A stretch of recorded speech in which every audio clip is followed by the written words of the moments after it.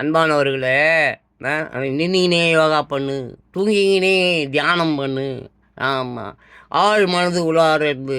அப்புறம் நான் ஆல்ஃபா மைண்டுன்னு ஏதோ ஒரு இப்படிலாம் கதை விடுவோம். அதெல்லாம் ஒன்றே தவிர அவன் நல்லா சொல்கிற கேள். நாம் கேள்விகள் கேட்டுக்கொண்டே இருக்கிறோம் என்றால் உண்மைக்கு பக்கத்தில் செல்கிறோம் என்றால் கேள்விகள் கேட்டுக்கொண்டே இருக்க வேண்டும்.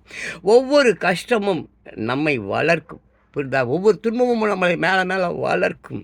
அப்படி கஷ்ட காலத்தில் நமக்கு ஆறுதல் அளிப்பது ஆட்டம், பாட்டம், கொண்டாட்டம், சிரிப்பு, இந்த மாதிரி விஷயங்கள் தான். நல்லா சிரித்து கொண்டே இருக்க வேண்டும் என்றால் நம்முள் ஏன், எதற்கு, எப்பொழுது, எங்கே என்ற கேள்விகள் தோன்றி கொண்டே இருக்க வேண்டும். புரியுதா? ராத்திரி தூங்குறதுக்கு முன்னாடி தினம் நாம் மற்றவர்களுக்கு நமக்கு எத்தனை எத்தனை கஷ்டங்களை கொடுத்து கொண்டோம் என்று தினமும் கணக்கிட்டு தொடங்கினாலே போதும்.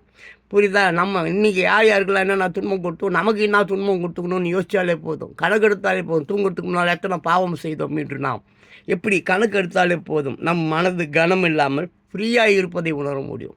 ஃப்ரீயாகிடும். ஆமாம், நின்றுக்கினே யோகா பண்ணு. ஆமாம், நக்கிக்குமே தியானம் பண்ணு. ஒரு மயிரும் தேவை கிடையாது. ஓகேவா? அமைதியும் நிம்மதியும் ஆரோக்கியமும். என்ன தான் நீ கடினமாக நீ உழைச்சிருந்தா கூட நல்ல தூக்கம் வரும்பா. யோகா பண்ணு, மயிரை பிடுங்கு, கத்தை கட்டு. என்னையா பைத்தியக்காரன் முட்டாள்தனமான ஏன், எதற்கு, எப்போது கேள்விகள் மேன், கேள்விகள் செம்மையாக இருக்கும். நல்லா தூங்கணும்பா. அதுக்கு ராத்திரி தூங்குறதுக்கு முன்னால் இன்றைக்கி யார் யாருக்கு துரோகம் பண்ண, உனக்கு எவ்வளோ துரோகம் பண்ணிக்கிட்ட என்பதை கணக்கெடு. துண்டுறதுக்கு மட்டும் குறிக்கோளாக இருக்காத. 3 வேளை தூங்குறது, 3 வேளையும் துண்டுறது,